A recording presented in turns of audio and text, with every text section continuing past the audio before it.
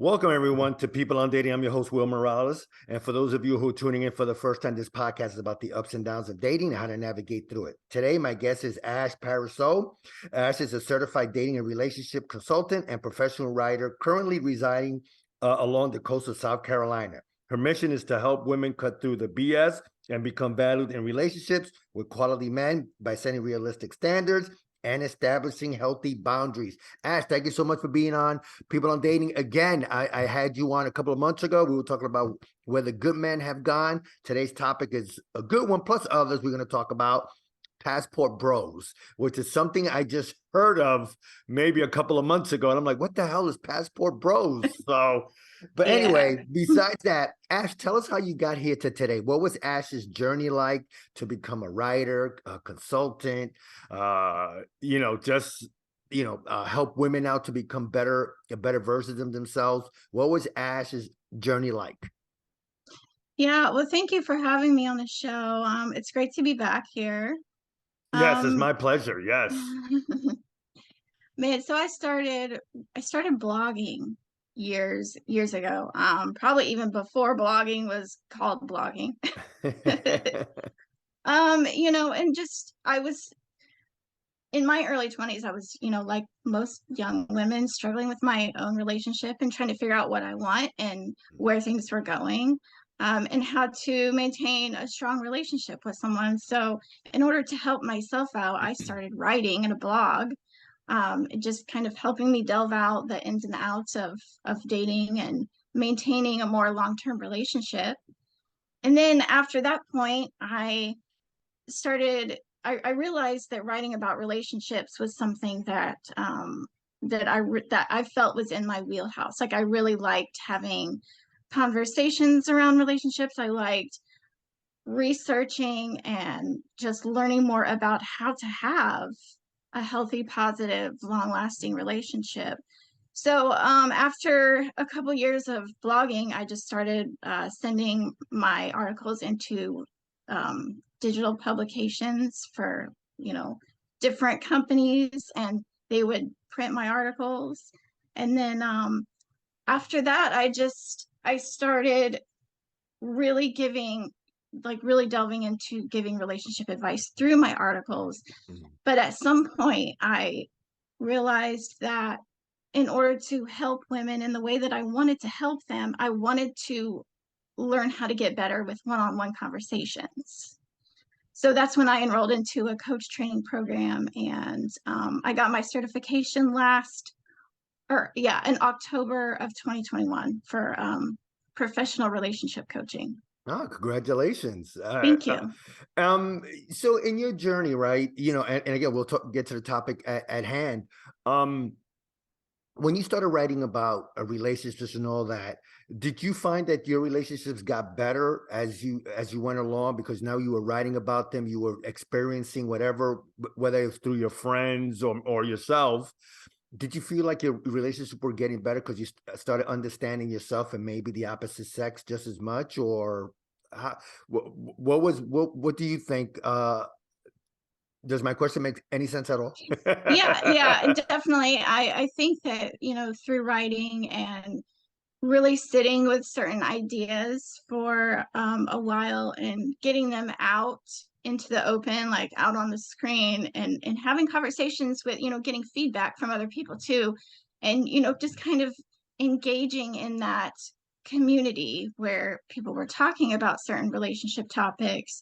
I did learn a lot about myself, and I learned a lot about what it takes to be a good partner and what it takes to look for a good partner as well. Yeah, I think that that's definitely the thing. I try to not bring myself to the next relationship. If I had a bad relationship, the previous one, I try to, which I never did before, Ash, and to contemplate what I might have done wrong or what maybe went wrong in the relationship. Then I started doing that the last couple of relationships. I'm like, okay, I could have done this better. Maybe she could have done that better, whatever. But I try not to bring my old self to the next one. I try to become someone new, try to be more aware of what I didn't do the last time. Do you find that that's possible, that someone could change their stripes and become better at relationships the following term when they meet someone? Is that possible if they become aware of who they were at their last relationship? Yeah, I definitely think that there's room to grow through each experience. And as long as you are learning in your relationship and then you apply it to your next relationship or even your current relationship, if you're staying in that one, there's definitely growth there. And it's usually, it doesn't happen overnight, like a complete change doesn't happen immediately. It is something that takes time and usually, several years. Yeah, that's the thing. And I could definitely relate to that because it took me, especially between the ages of 40 to 45, 50, to realize, my God, I could be better at certain things and not, take so many things personal. And you, I think we talked the last time when you were on the show, we were talking about where have all the good men gone. And I think you said it a couple of times. It's always about communication. You gotta be a better communicator. And I'm gonna be honest with you, Ashley, I sucked at it. I kept too much of my feelings to myself, and not express that I was angry at certain situations that I didn't agree with.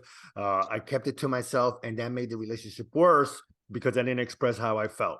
So then I had anger, resentment. And I don't even have to finish the sentence. You know where that went. It didn't go anywhere. Um, and going about today's topic, right? Passport bros, and again, we're going to touch on other subjects too. Um, in your journey and in your writing and in your other podcasts, guest appearances that you do, can you explain what passport bros are? Because I know what it is, and I'm definitely totally against it. But for my audience that might not know what that is, if you could explain a little bit. Yeah, well, from my understanding, passport bros are men who travel overseas in search of women who have more traditional values Mm. because I guess they are unpleased with American women. Yeah, in a nutshell, yes, I've heard the same thing. Um, I I I I was born and raised in the United States. I cannot see myself, and we talked before the podcast, and there's a few things I agree with the red pill community, but this is one I don't. This is uh I'm totally against going overseas, going to another country to meet someone and then bring them back. Who's to say that woman's not going to be Americanized in a short amount of time?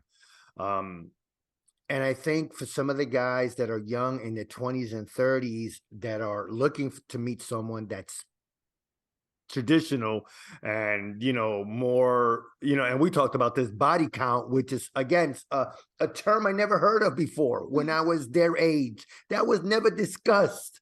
We just assumed that a woman's gonna have men. They have past guys, maybe one night stands and things like that. Now, because of social media, everything is so put out there, and guys now are asking questions at the beginning. What's your body count? Ash, Ashley, that was never talked about when I was their age. I've never been asked that question So by any man. So what's the fascination about this now? About having a pure woman. I'm 60 years old. You don't. I would have to date a 20-year-old for someone 40 years younger than me. And as a man, that's not going to happen. I like someone near my age or a few years younger. Maybe the youngest I'll go is 45 to 50. But other than that, it boggles my mind that body count now comes into a woman's resume. Oh, I know. And I think if you listen to the conversations that men are having around that topic, um, a lot of it boils down to the competition anxiety. They don't like the idea of being with a woman having men before him. They don't like thinking, oh, well, how many men has she been with? And were they better than me? Were they bigger than me? And nonsense like that. Like they just can't handle the idea. So I think they put like that standard there. Well, it's better for a guy to just, have a virginal woman who doesn't have that. But again, eventually she's gonna meet people, gonna meet other women. And guys, you got to just realize it, that no matter what you want in the body count of a woman, no matter what number she gives you, is going to be too much for you anyway. Chris Rock said this on a stand-up bit years ago, that you just be happy that you're with her now. He said, in other words, I'm cleaning it up. And for you guys, and for some of the guys to go overseas to find someone to bring them back, or unless you're going to live in that country. To me, I love the US and I've been to other places, but I just can't see myself traveling to another country just to bring a woman back, because eventually she's going to get Americanized. You're going to have to, she's going to become a citizen, and again, as the older you get, you're going to meet women your age. Yes, I've heard men that are in their early 30s want to date a 21-year-old or whatever.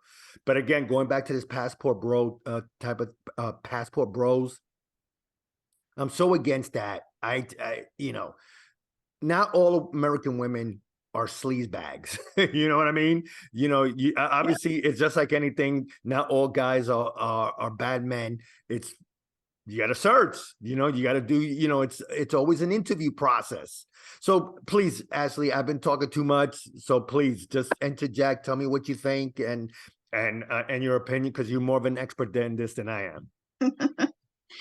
Well, to go back to the point you said about body count, the thing I think a lot of guys don't understand is, I mean, you can get a virginal woman. You can get a woman who has never had, she's young, she's never had a boyfriend before. The thing is, women, as much as people do not like to hear this, women do crave variety, just like men do. Like, we're human. I mean, I wouldn't say that this is true for every woman, but a lot of women don't want to marry the first guy that they fall in love with. Mm-hmm. And it may or may not be the person that is best for them overall. And a lot of women at some point will get curious, and they're going to want to explore that. And Yeah, I I think mean, that that's fine. right, But a right. lot of guys, they think, well, if I marry a virgin, then that's a done deal. Well, is it? Because I mean, you could be with her for a while, but in 10 years, when she's, 28, 30, she's going to be like, well, do I want to is my entire life, am I going to be okay with only knowing this man in Right, my life? right. You know what? You make a good point, because eventually it's just like guys, like all of us. Not one woman's going to satisfy us, and you want different flavors, as they say. And I think that for some of these guys now, they're in their 20s and 30s.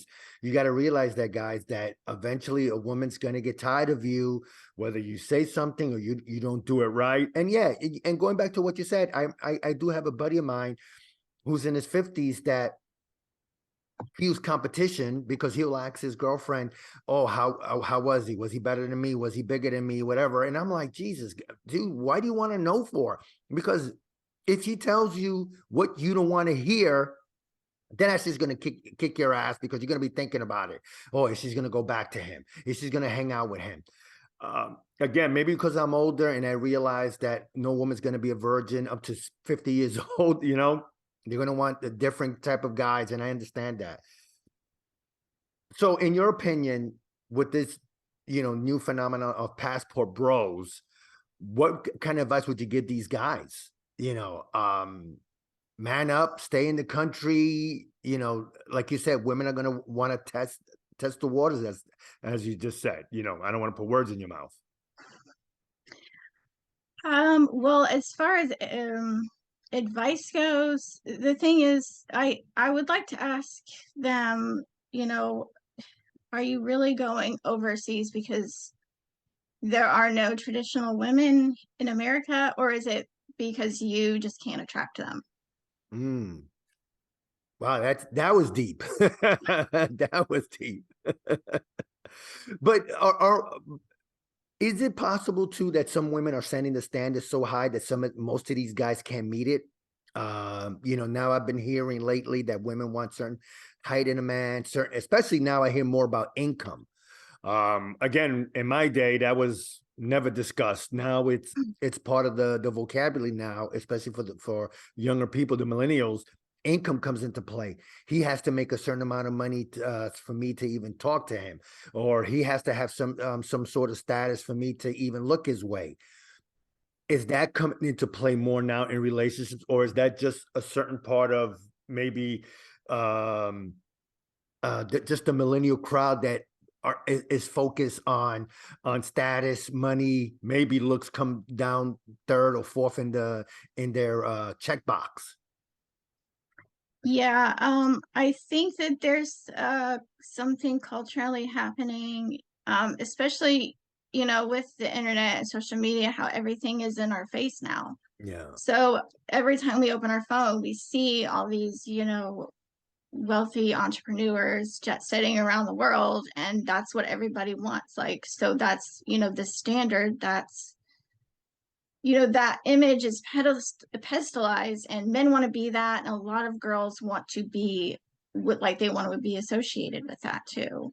um the thing is, like, that's not really conducive to what makes a long-term healthy relationship. Like, that's all.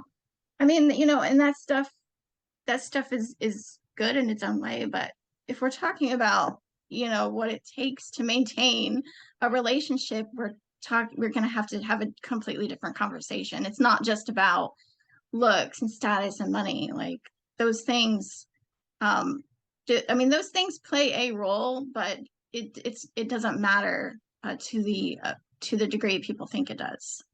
Yeah, I think that's so focused on, like you said, with social media and guys posting up pictures of themselves in a yacht, or advertising that they bought 20 properties for $10 or whatever.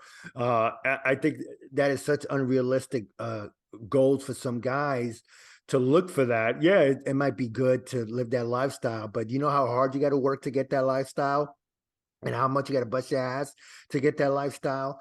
And I think and some women, like you said, they might want to live that, but again, it all comes down to a little bit more than that, right? Is the personality of a person, do you have fun with this person, or is this just a sexual thing? You're going to come in and out, and then that's it. Are you seeing more and more relationships just dwindle because of social media, with the advent of Instagram, and women posting pictures of themselves in beaches or whatever they might be, and guys posting themselves again in certain light of advertising their status? Are we seeing more and more?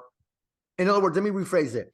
Do you see marriage uh, going down or ticking up? It seems now, what is it, 50% of marriages end in divorce? Is it? I don't know if it's getting higher. I think in maybe 10, 15 years, it'll be higher to 52, 55%. Because I just don't see people wanting to get married anymore. Like you said, it's a choice of having different type of varieties of people. Hmm. I think a lot of people are buying into the fantasy of what they see, and they're chasing that fantasy, and Yeah. as far as, like, marriage dwindling down, I'm not I can't really speak on that. I mean, I hope that it doesn't. Right. um I really hope that it doesn't. I mean, I do think, for the most part, most people do want, uh, a real relationship, like a healthy relationship, a partnership with somebody that lasts, throughout their life. I do think at some point people wake up and realize that that's what they want. Yeah, no, I definitely agree. I think having a companion, someone warm, to wake up to every night, and you have someone to go to home, go home to every night. I think that's always the end, to me, the end all to be all. To have someone, whether you're married or not, you agree maybe not to get married, but you agree to live together, common law marriage, whatever that may be. I'm with you on that one, Ashley. And we're talking with Ashley Pariseau. Today's topic is about passport bros and other topics we're clicking on. Um, I know for me, I like to share my wins and losses with someone. I don't like to keep it to myself or talk to my closest buddy and tell him this is what's going on. I like to have a woman's point of view on occasion. I like to uh, maybe not cry in front of them, You know, I'm a little bit old school in that. Maybe I'll do it in front of my younger brother or my best friend, but I always liked to share my wins and losses.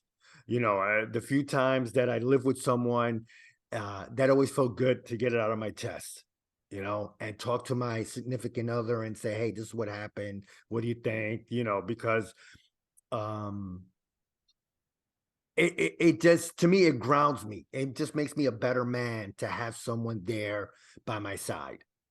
What what's your thoughts on that? Yeah, it definitely it's definitely valuable. I think the older you get and the more life comes at you, the more you start to value having a real partner by your side.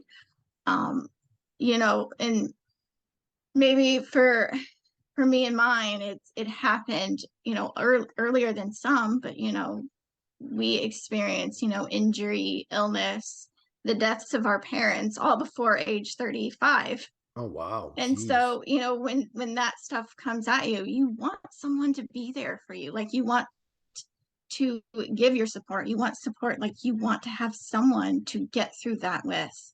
Right.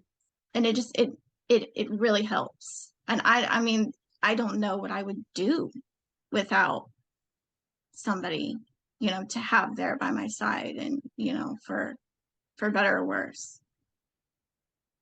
I mean, I kind of, well, I definitely agree with you because, again, like I said before, it's just nice to have someone there to talk to and share, again, the wins and losses, and again, the companionship is amazing when you do get it, fall in love. You know, everything is just, to me, everything is great. You know, and the few times I've been in love, my God, you know, my energy is better, my focus is better. Um, I think now with the advent of these passport bros, I mean, guys, you got to get realistic that eventually a woman's going to grow up physically and emotionally, and you're not going to be the only guy to help to satisfy her. Um, you know, you might say that's blue pill, red pill, no pill, whatever. At my age, and when I was their age, Ashley, we never talked about this. This was not in our conversation whatsoever. We never even thought about it. We never even discussed it. All we discussed, and I'm, to be honest, if we saw a woman that had a great body, you know what we say? Wow, you have to be in shape to get with her. That's what we would say. We have to Yeah. tip top shape to get with her. You can't be a slob and you can't be, you know, out of shape. You gotta be tip top shape to get with someone like that. That was our conversation. Maybe on occasion we talked about money. We got to have money to take her out, but the dynamics of dating from now to 20, 30 years ago definitely has changed. What are your thoughts on that? Yeah, definitely. I mean, I think it's one thing if you organically go to a different country or move there, or maybe you're visiting there for a period of time and then you meet someone, naturally, and then you fall in love. I think that's completely fine. But I think now it's turned into this thing. And I think a lot of men are terrified of feminism and the way that women are more independent and more resourceful and have more leverage and power in relationships with men. And I think that they're like, they're scrambling trying to figure out what to do. So they're like, well, I'm going to go over to Brazil and Yeah. find women that don't, that are, what they're doing is they're finding women who are less educated. They don't speak much English, women who need them more. And I think that that's what it is for a lot of these passport bros is they are looking for women who need them. Mm. You know what? I definitely think you're 100% right there. I mean, for me, you know, and I never even thought about, uh, you know, if a woman's independent, then that's fine. You know, you know, somebody just want the women to be dependent on them. I never wanted anyone to be dependent on me. That's just the way I am. If you want to do your own thing, excuse me, go ahead, do it. I'm not going to stop you, but let me do my own thing. Let me run my, and I talk about on the personal side and on the business side. And for these guys, listen, fellas, if a woman is independent and she wants to make her own money, and I talk and I want to just touch base on this, Ashley. I went out with this woman, and her mom was married for, I don't know, 30, 40 years, and she depended on her husband to do everything. Unfortunately, when he passed, everything was new to her. She didn't pay the bills. She didn't really do much but maintain the household. So I get that point when a woman now wants to make her money and she wants to be independent. She doesn't want to rely on someone. I get that. And I understand that 100%. But for guys to be insecure about that, then you know what? Then go to Brazil, go to Italy, go wherever you want. Because if you're going to bring them back, eventually they're going to get Americanized. They're going to meet women. They're going to go. They want to go to work, and it's going to happen all over again. Now, instead of an American woman, now you got a Brazilian woman. So sorry that I went off on a tangent. So go ahead, Ashley. No, it's okay. It's all right. But if you notice, a lot of these guys, like most of them, I mean, most of them aren't moving to these other countries. They're going over there and they're having fun. And, they might find a woman, a more traditional value woman, and they're playing house for however long that they're there. And then they eventually come back. They want you to think that, oh, they're going over there to find a traditional wife, but they're not staying long enough to actually have responsibility towards any woman or family there. Right. Yeah. I never thought about it that way. So yeah, so some of these guys are going over there just to have fun, get laid and all that. And then they start complaining because the women here are giving them a tough time. Well, I mean, part of the red pill that I do agree on is, guys, you got to be in shape. You got to get your money straight. You got to be a gentleman. I think you still could be a gentleman, but at the same time, have a backbone. You don't need to change your ways, but be more resourceful, I think. I think a lot of guys are lazy. Because I went through that, Ashley. I worked out a little bit, but I didn't really improve on myself when I was in my 20s and 30s. It took to my 40s to realize, I'm like, shoot, to get the woman that I want, I got to be a better man. And for us, it's to be a better man. Nobody's telling us that we have to date that woman that's a boss babe. If you don't like her, there's going to be someone else that is less of a boss babe. Or if you like them, then go for it. Whatever. You can't have it both ways. That's my opinion. Again, because I'm 60, I've been through that, through friendships, through dating. There's some women that are going to be asses, and there's some women that's going to be great. Again, it's an interview process that couples go through. You weed out the ones you don't like, and then you hopefully make dates with the ones you do like, and they reciprocate. Anyway, that's my 2 cents worth, Ashley. Yeah, I definitely get that. I think a lot of guys are, it's they want to be average. Like a lot of these guys that are passport bros, they're average guys, and they're going over there. And I think that they're looking for women who are okay with, being excited about them. They're attracted to the idea that these American men may have a few extra dollars in their pocket. And so, and they're willing to give them that attention without any bag talk, without, putting a whole bunch of standards on them like American women might do. But at some point, so there's this guy, I don't know, have you heard about, there's this guy who was in the news recently, and he was making a big stink about how he doesn't like American women. So he went over to Brazil and is, talking it up like, oh, I'm going to find, it's easier to find a more traditional wife over in Brazil. And so the Brazilian women are finding this out, and like it was a big backlash, and the Brazilian women are like, nah, we're not interested. Yeah, I think I've heard a little bit of the story. I didn't get the full gist of it, but I did hear that part. I forgot where I saw it. I don't know if it was on Instagram or I saw it on one of those Reddit articles or something like that. I can't remember where I saw it, but I did hear about that. Yeah, that's that. and for you to advertise it, dude, keep that to yourself. Yeah, and it's like he was all like, oh, Brazilian women are going to be easier to be with over there. And to top it all off, this guy is he's a 23-year-old kid. Oh, geez. it's like, okay, so you're 23. Like, what do you like? How much awareness do you even have of yourself, let alone know what it takes to have a tradition, to be able to attract and maintain a traditional life? Like, you don't know. Like, sorry, but you don't know that at age 23. Like, you No, don't no, know what you're doing. no, I definitely agree. It's experience. It's living life at 23, 22, 24. You're just getting to know yourself. Even if you're aware that you might be getting to know yourself, you're still going to take you years before you're maybe in your 30s, 40s. And for most men, that's when they start reaching their peak. At least financially, they start valuing themselves a little bit more. They start getting the job that they want. They start saving money, investing their money. At 23, what the hell do you know? I mean, you're just living life. You're just starting to live life.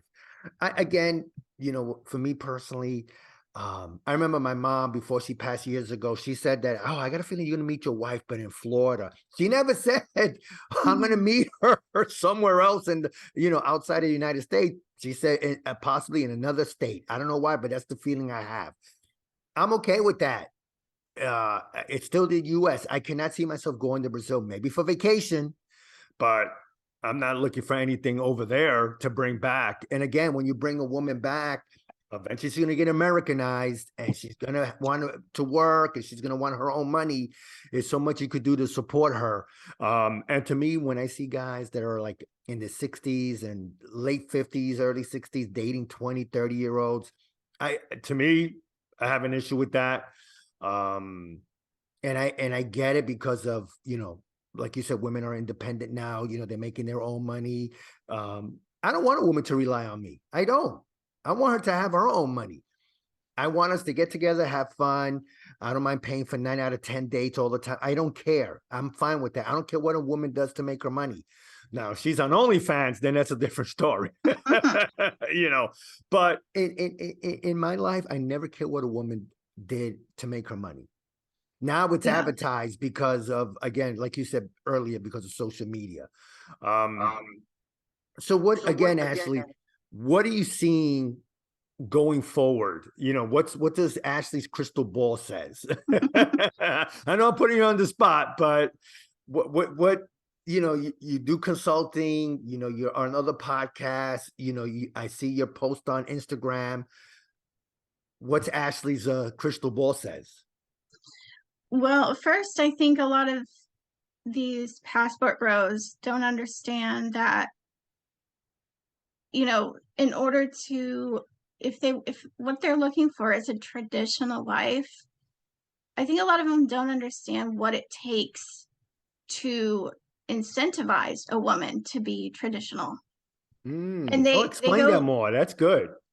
they think that, a lot of them are like, oh, well, women want, protection and provision, to be able to, to be the man in the relationship. And I'm like, that's fine and all that, but that it it takes a lot more than that. You have to be loyal and you know, not just loyal, like no like side chicks or anything like that. I'm talking 100% sexual and emotional loyalty. You have to respect her. You have to create that safe space in the home for her to feel comfortable, being vulnerable with you and having you as that leader. And another thing I think a lot of guys don't understand, who they want to be a leader, they don't understand what being a leader really is. It's not just being the boss. Mm. Being a leader is about service. Oh, talk Think talk a little about bit it. about that. Yeah, yeah. Think about it. A leader of a company, they serve their clients, their customers, they serve their employees. A king doesn't just lord over the kingdom, he serves the kingdom. Mm. When you're a leader in your household, you serve your wife, you serve your family. You make sure that they're happy, healthy, they have everything they need. Yeah, you take an active, you become active in the relationship, not just sit back and just order here, there, whatever. You become more of a, like you said, a leader, but you're an active leader. You're serving, which is true. It's funny. I never thought about that because when I was a captain of a softball team, whatever, or the leader of a team, of a sports team, I did serve, the players. It would be co-ed, and I explain everything, what their roles are, what my role is. Talk to me. If you're angry, tell me. Let me know what I could do to make the situation better. Because at the end of the day, when you have a team, and I'm doing, I'm doing an analogy of sports and relationships. It all comes down at the end of the day is how cohesive you guys are. And when you're like that and you fighting for each other, you end up winning more because, again, my role is to make sure that my teammates are happy, but at the same time to show that, hey, we're here to win. We're not here just to show up. And I look at it as like that in a relationship. I'm here to be with you, but I'm also here to serve you, to help you out, for you to become a better person. I think that's lost in today's generation. Yeah, definitely. And it's like a lot of these younger guys especially, they think that being the leader in a marriage or in a household is just about making money, making decisions, and being the protector provider. And there's a lot more that goes into it. And I think that a lot of women looking for long-term relationships, I think that they don't really, maybe they don't understand that either. And so it's like when that standard never gets placed onto them, then they don't know. Yeah, no, a great point. Well, first of all, Ashley, I want to thank you so much for being on People on Dating. I think I could talk to you for another hour or so. Talk more about your ebook. Tell us where we could get it and what's the name of it. Because when I looked at your website, I saw it. I'm like, oh, this is pretty interesting. So please talk more about that. Oh, well, it's really just a free ebook that I created for people who read my blog, follow my site, and follow me on social media. It's called Nine Laws of Setting Boundaries in Dating and Relationships. And basically, it's just the core principles of drawing the line effectively and unapologetically. No, sounds good. I'll definitely put that in the show notes and talk more about your consulting. So I'm available for one-on-one consulting. And if you're having a particular relationship issue, it doesn't matter what's about. Let me know, and we can talk about seeing how I can help you, and I'll walk you through what you're going through. Sounds good. And if somebody want to get in contact with you, what are the best ways? Just I would say my Instagram probably is my Instagram or blog right now is the best spot for you to get a hold of me. So at Ash Pariseau is Instagram, and blog is damesthatknow.com. All right, sounds good. Again, I'll definitely put that on the show notes. Well, Ashley, thank you so much again for being on People on Dating. I had a really good time talking to you. And again, thanks for taking time out of your busy schedule. Thank you. Bye-bye.